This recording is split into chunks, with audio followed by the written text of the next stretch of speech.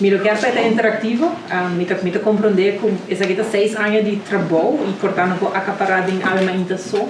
Pero se tem qualquer outra área que agora mencionado um slide of getting back, reach out, hacer interativo, se tem vragen, nós por go through it.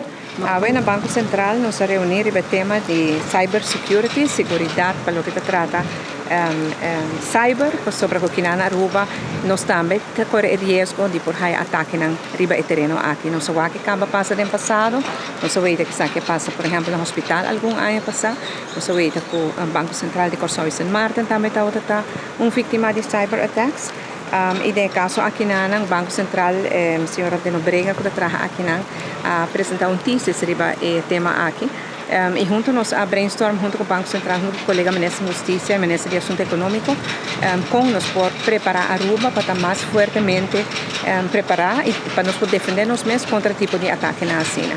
Uma boa reunião, por seguro nós ponemos mais atenção na gente sobre nós muito não desde de chiquito acaba com cada clique, cada vez um clique de um computer e acaba porta vítima de um ataque cibernético.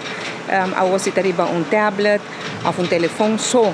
Eu penso que ele pode limitar não, mas se tem algo que tem network pegando e pode fazer dano na data do network também.